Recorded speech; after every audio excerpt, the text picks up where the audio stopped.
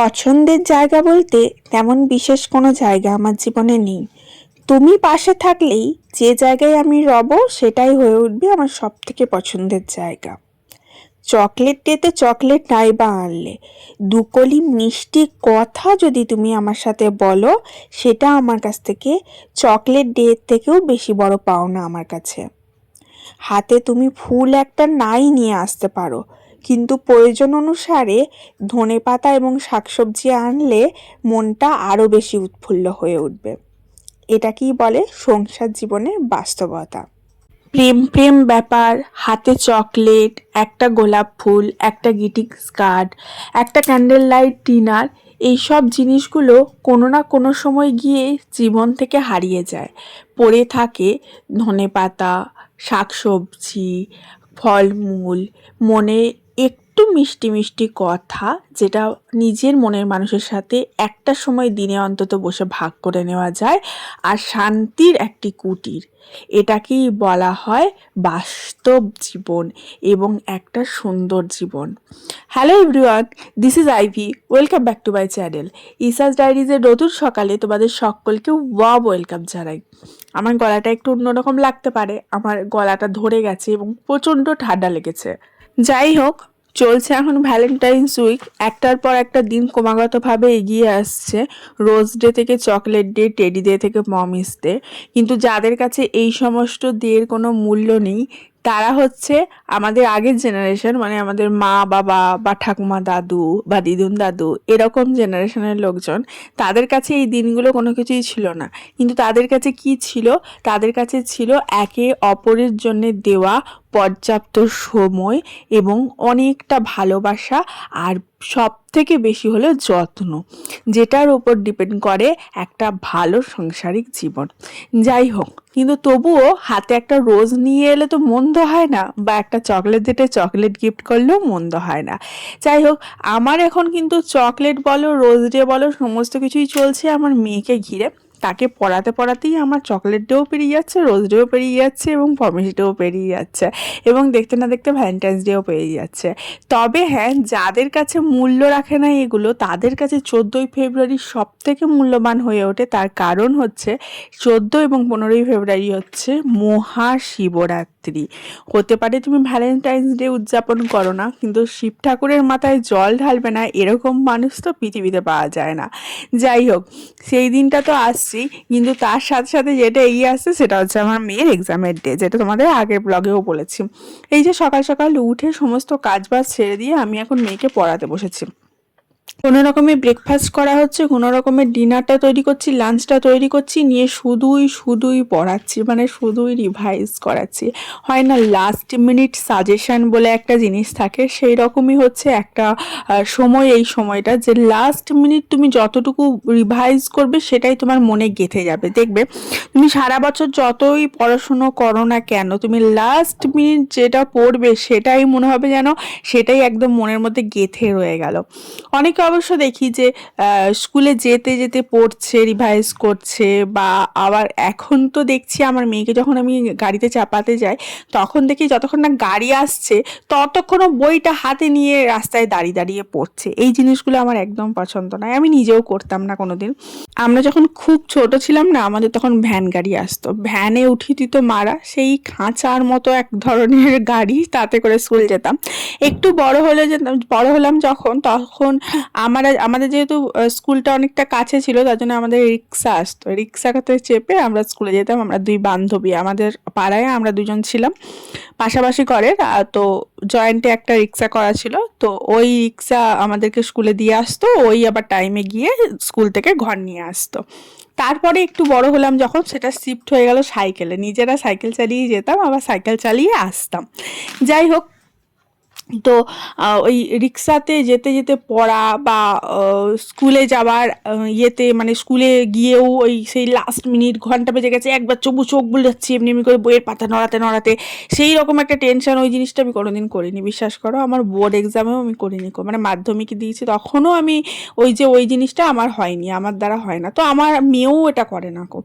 ও ওই যা আগের দিন রাত অবধি রিভাইজ করলো ফাইনাল, বাস পরের দিন সকালবেলা উঠে রেডি টেডি হয়ে স্কুল গেল। ওই গাড়িতেও দেখে না বই, তাতেও দেখে না, আর আমিও ওকে বলি না দেখতে, কারণ জানি ওই সময়টুকুতে যেটা দেখবে না সেটা মাথার ওপর দিয়ে যাবে। তার কারণ হচ্ছে ওই সময়টা তুমি যতই বইয়ের পাতা ঝটঝট ঝটঝট ঝটঝট করে ওঠাও, যত ঝটঝট করে রিভাইজ করো, সেটা কখনোই তোমার মনের মধ্যে গাঁথবে না বা ঢুকবে না। কিন্তু আগের দিন রাতেই মানে ঘুমানোর আগে অবধি তুমি যেটা পড়বে সেটা তোমার মনে গেঁথে যাবে। ইভেন তুমি যদি নিজে এখনো পড়াশুনো করো না, দেখবে ঘুমাবার আগে কোনো কিছু পড়ে তুমি ঘুমোবে, দেখবে সেটা মনের মধ্যে গেঁথে যাবে। যাই হোক, আজকে না একটা নতুন রেসিপি ট্রাই করলাম। নতুন ঠিক নয়, এর আগেও একবার করেছিলাম। সেটা হচ্ছে কুমড়ো ভর্তা।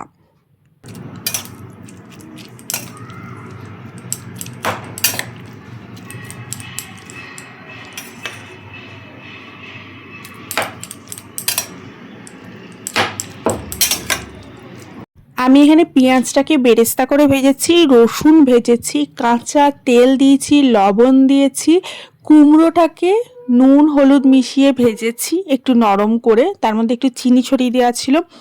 তার উপরে দিয়েছি কাঁচা ধনে পাতা কুচো কুচো করে আর কাঁচা লঙ্কা, এবং এটাকে এবার স্ম্যাশ করে ভালো করে মাখবো। শুকনো লঙ্কাটাও কিন্তু দেওয়া যায়, শুকনো লঙ্কা ভেজে দিলেও কিন্তু খুব বেশি টেস্ট হয়, বাট শুকনো লঙ্কা আমি ইউজ করি না, কোনো খাবারেই ইউজ করি না, কোনো রান্নাতেই ইউজ করি না। আমার মেয়ে যেহেতু খায়, আর আমার মেয়ে একদমই ঝাল খেতে পারে না।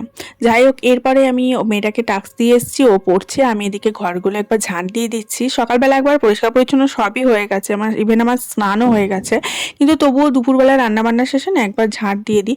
বিশেষ করে ব্যালকনিটা তো ঝাঁট দিতেই হয়, কারণ এখন পাতা ঝরা দিন আসছে, আর আমার গাছগুলো থেকে এত পাতা পড়ে, ব্যালকনিটা লিটারালি পুরো ভর্তি হয়ে যায়। যাই হোক, তোমরা কিন্তু ঝটাপট করে ভিডিওটা একটা লাইক করে দাও আর একটু শেয়ার করে দাও, আর যারা সাবস্ক্রাইব করোনি এখনই, অবশ্যই অবশ্যই চ্যানেলটা কিন্তু সাবস্ক্রাইব করে নাও, ঠিক আছে?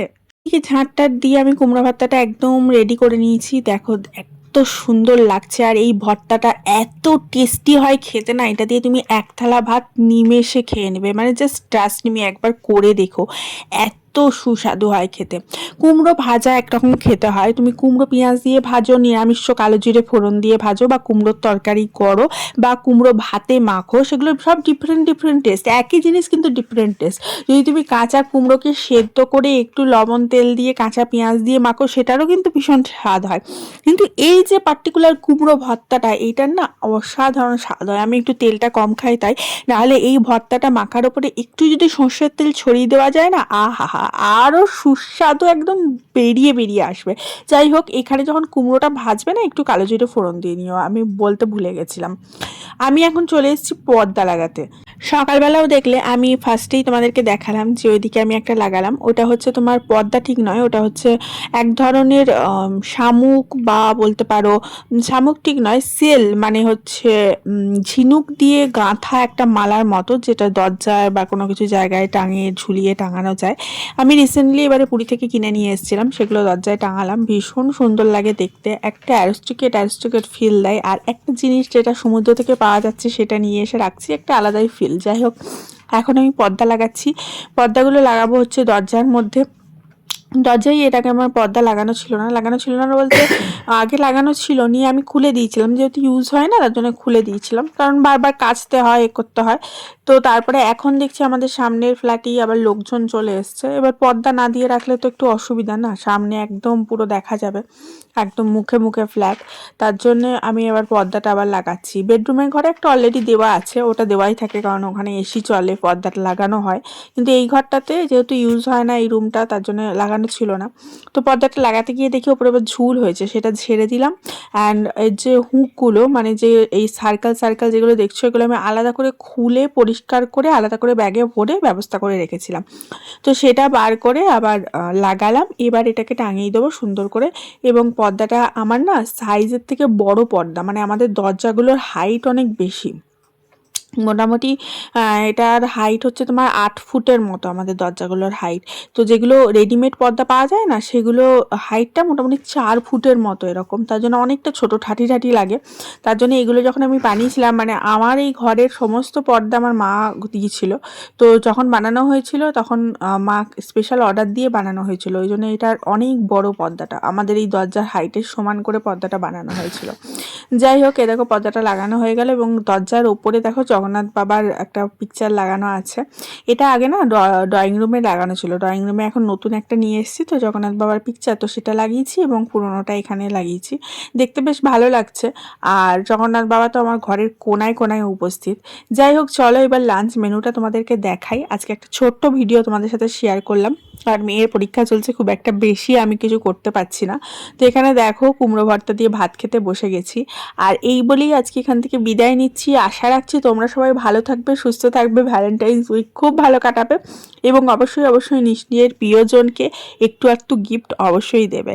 দেখা হচ্ছে কালকে আবার একটা নতুন ভিডিওর সাথে। Love you, tata, by.